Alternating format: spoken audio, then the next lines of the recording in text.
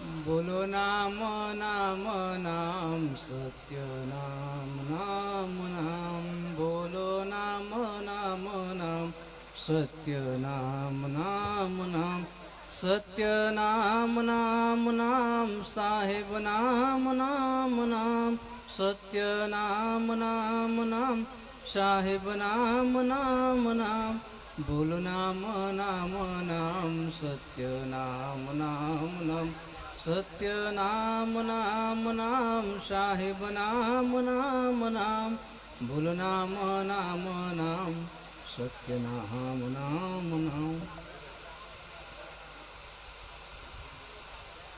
પાછળ વાળા વાતો થોડી ઓછી કરો.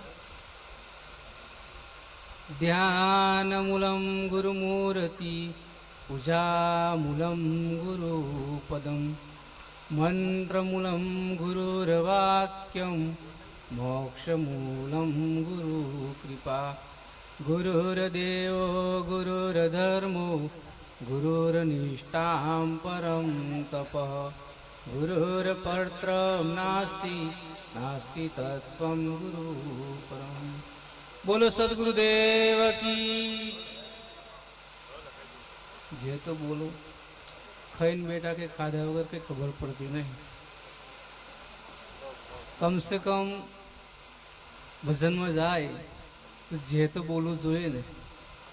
જેમાં બી કચાશ રાખો તો ભાઈ સત્સંગ કેવી રીતે સાંભળશો. બોલ્ય સદગુરુદેવ કી. પાછળથી તો અવાજ જ નહીં આવતો. વિશ્વવંદનીય સંત સમ્રાટ સદગુરુ કબીર સાહેબ જેઓના પાવન ચરણ મારા સાહેબ બંદગી અત્રે ઉપસ્થિત પરમ પૂજ્ય પરમ વંદનીય પરમ આદરણીય સદદેવ મોહન શ્રી ધર્મદાસજી સાહેબ તેમજ કલાકાર મિત્રો, યુવાન બંધુઓ, માતા બહેનો, બાળ ગોપાળ, આજના પ્રસંગથી આપ સૌ વિદિત છો. પરમરાજ ભક્ત શ્રી સંજયભાઈ જેઓની સુપુત્રી હેતાંશી કુમારી જેઓની બાબરી નિમિત્તનો આજનો પ્રસંગ છે. ખૂબ ધન ભાગ્યની વાત છે. જેઓ બાબરીના નિમિત્તે અહીંયા આગળ પ્રોગ્રામ રાખવામાં આવ્યો છે. અગાઉ સવારે પણ કથાને એવું કંઈક હતું. ખૂબ સુંદર કાર્યક્રમનું આયોજન કર્યું છે. કહેવાયું છે કે કારણ વગર કોઈ બી કાર્ય બની શકતું નહીં. તો જેઓ નિમિત્તે બાબરીના નિમિત્તે એક પ્રસંગ છે, ચોલક્રિયાના નિમિત્તે આપ સૌને એકત્ર કર્યા અને સંતો મહાપુરુષોના દર્શન કરાવ્યા, ભજન સત્સંગ શ્રવણ કરાવ્યા. ખૂબ ધન ભાગ્યની વાત છે. સાહેબ કહે છે માનુષ જીવન અનુપ હે મિલેન્દુજી બાર પક્કા ફલ જો ગીર પડા બહુરી લાગે ઢાળ. સાહેબ કહે છે મનુષ્યનું જીવન દુર્લભ છે. માનુષ જીવન દુર્લભ હે મિલેન્દુજી બાર કે વારવાર મળી શકતું નહીં. જેમ વૃક્ષ પરથી ફળ પાકીને નીચે પડે છે એ ફરી લાગી શકતું નહીં. સાહેબ કહે છે કે આ માનવ દેહ મહામૂલ્ય છે, અણમોલ છે, એ વારંવાર મળી શકતું નથી. કહેવાયું છે કે અસંખ્ય જીવ જંતુ કીડા મકોડા અને ખાનીમાં ભટકી ભટકીને આવે ત્યારે આ માનવ દેહ મળે છે. દેવોથી પણ જેને દુર્લભ ગણવામાં આવ્યો છે. પણ માનવને માનવની કિંમત હોતી નથી, પોતાના શરીરની કિંમત હોતી નથી. આપણો દેહ છે એટલો બધો અણમોલ છે કે એનું મૂલ્ય ચૂકવી શકતા. માંગામાં મોંઘો માનવ દેહ છે પણ આ દેહને આપણે ઓળખી શકતા નથી. જેને દેહની કિંમત નહીં એમાં પછી અંદર રહેનારની કિંમત કેવી રીતે ઓળખી શકે. જે વ્યક્તિને પોતાના શરીરની ઓળખાણ ન થાય તો એની અંદર ઓળખવાની તો વાત જ નથી. પહેલે પોતાના દેહની કિંમત કરવું જોઈએ. આટલું સુંદર શરીર મળ્યું છે, પણ શરીરમાં રહેનાર જે વ્યક્તિ છે એની કિંમત ક્યારે થાય? આવા સંતો મહાપુરુષોના સત્સંગમાં જે, સંતોના સાનિધ્યમાં જે, ગુરુ ચરણમાં જે, ત્યારે એની ઓળખાણ થાય છે. માનવ દેહ સુંદર છે, પણ આપણે એટલું જ વિચારીએ કે ખાવું પીવું એશ આરામ કરવું અને આ દેહને સમાપ્ત કરી દેવું. એટલું નહીં, સાહેબ કહે છે હરજી નર્તન મળ્યું, વર્તન સારું રાખ, નહીં તો તન્ની થશે ખાક. અંતે રાખ પણ બચી શકતી નથી, ખાક થઈ જાય છે. આ જે માનવ દેહ છે એની રાખ પણ બચી શકતી નથી. એટલે વ્યક્તિના જીવનમાં સુંદર કર્મની આવશ્યકતા છે. સુંદર કર્મ, સારું જીવન ની આવશ્યકતા છે. માનવ દેહ તો મળી ગયો છે, પણ માનવ દેહમાં મળ્યા પછી એને સાર્થક કેવી રીતે બનાવવું, જ્ઞાન હોવું જોઈએ. પણ એ ક્યારે આવી શકે છે? એ સંતોના સાનિધ્યમાં જે, સત્સંગમાં જે, ભજનમાં જે, ત્યારે આપણી ઓળખાણ થાય છે.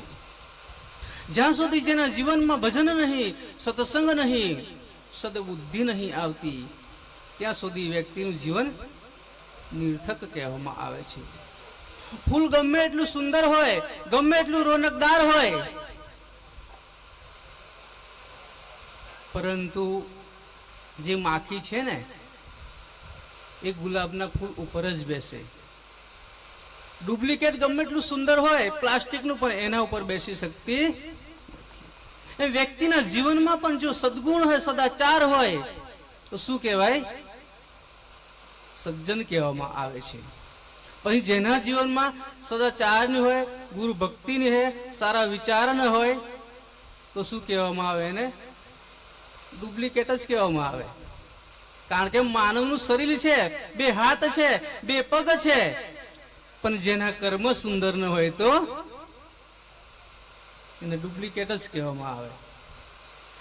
માણસનું સાહેબે કહે છે, માનુષ તેરા ગુણ બડા, મોસ ન આવે કાજ, હાડ ન હો તો આભરણ, વાચન બાજે બાજ.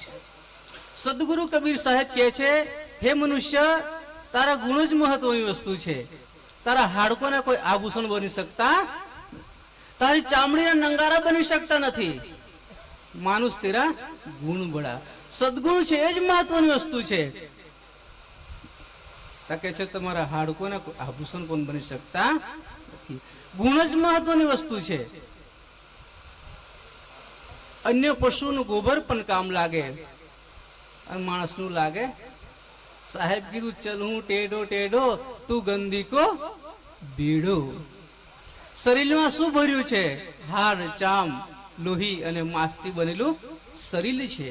પશુઓનું ગોબર કામ લાગે અને માણસ કદાચ દાળ ભાત શાક રોટલી ખાઈને ઘરમાં ટટ્ટી કરે તો શું કે? આની તો ખરી ગઈ છે એમ કે.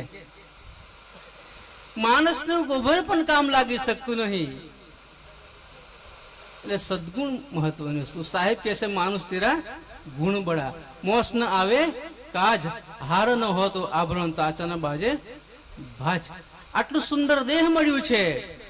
આ માનવ જીવનમાં આપણે ભજન કરી શકીએ, સત્સંગ કરી શકીએ, દાન ને પુણ્ય ને પુરુષાર્થ કરી શકીએ, બધું જ કરી શકીએ.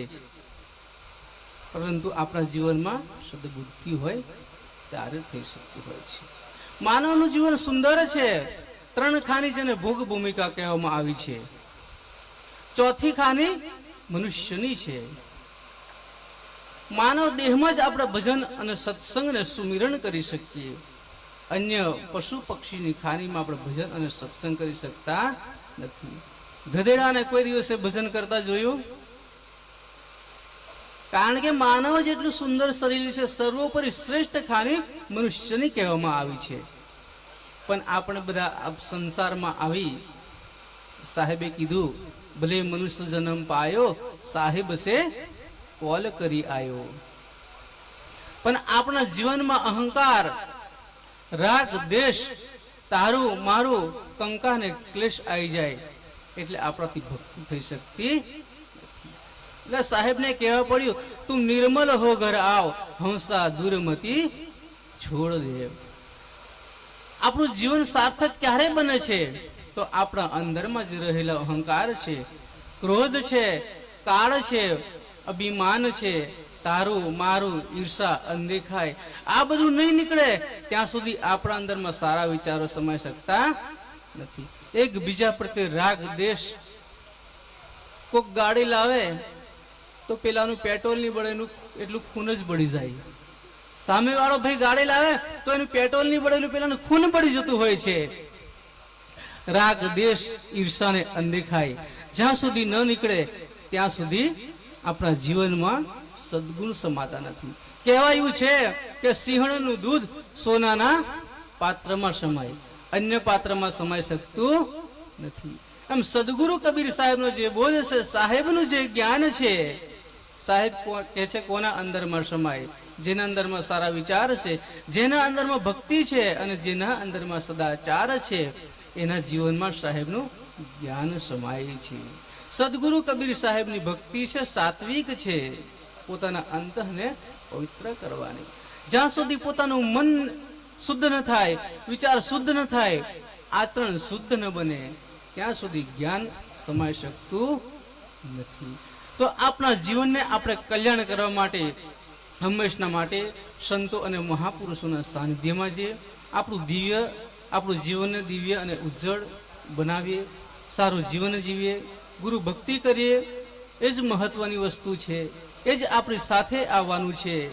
રૂપિયા અને પૈસા, બેંક બેલેન્સ ગમે એટલું હશે પણ એ આપણી હાથે આવવાનું નથી. એની જરૂર છે પણ શરીરની એક સુવિધા છે. પણ સાચું જે ભાતું છે એ સત્કર્મ છે, ગુરુ ભક્તિ છે. તો હંમેશના માટે આપણું જીવનને આપણે સાર્થક બનાવીએ.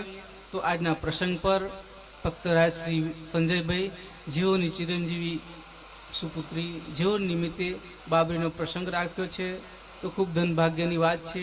એના બાને પુરુષાર્થ કર્યો, ખૂબ જ સંતો મહાપુરુષોની સેવા પણ કરી છે, અહીંયા આગળ ભજન સત્સંગનો લાભ લેવડાવ્યો. ખૂબ ધનભાગ્યની વાત છે. એટલું કહી મારી વાણીને અહીંયા આગળ વિરામ કરવું છે.